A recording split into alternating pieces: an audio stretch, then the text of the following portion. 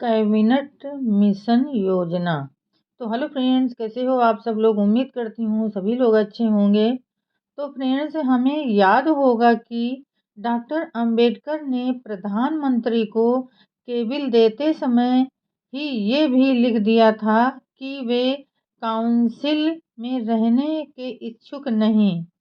उसी केबिल में डॉक्टर साहब ने ये भी बता दिया था कि जो उम्मीदवार हिंदुओं के बहुमत वोटों के बल पर जीत कर जाता है वो अछूतों का प्रतिनिधि किसी भी दशा में नहीं हो सकता।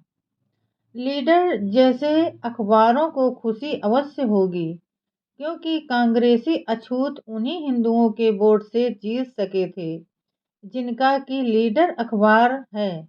डॉक्टर साहब पर लीडर जो ये दोष लगाता है कि उन्हें अपनी शान की फिक्र है और अछूतों की भलाई का कोई ध्यान ही नहीं, तो इसका उत्तर डॉक्टर साहब का जीवन स्वयं ही है।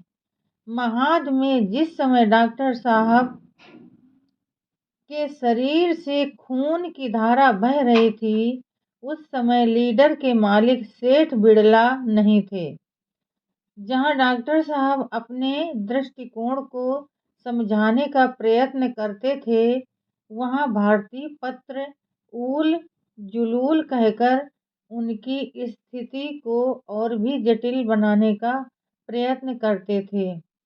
इस प्रकार की बहुत सी ऊल जुलूल का एक नमूना हम ऊपर ही देख चुके हैं।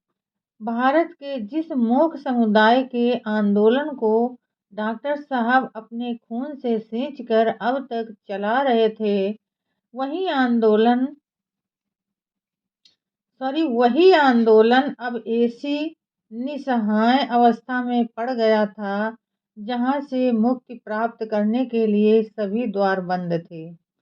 यदि डॉक्टर साहब को अपनी निजी शान की फिक्र होती तो आराम से राजगृह में बैठकर अपना जीवन व्यतीत करते, किंतु उनके सामने तो भारत के उन बेजबान प्राणियों का प्रश्न था जिनकी तुलना में अफ्रीका के बंटू, अमेरिका के नीग्रो और जर्मनी के यहूदी किसी प्रकार नहीं ठहर सकते।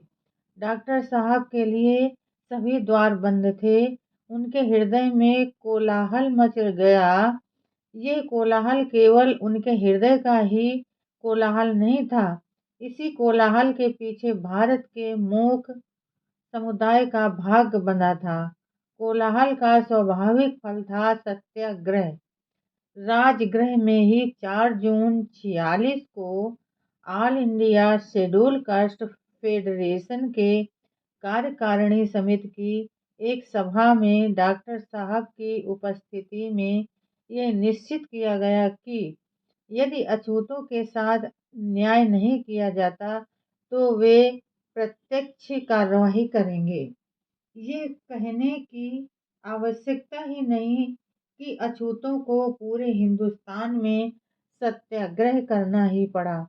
डॉक्टर साहब ने पिछले चुनाव के आंकड़ों को जांचने का काम शुरू ही किया था कि विधान परिषद के चुनाव का प्रश्न आ खड़ा हुआ।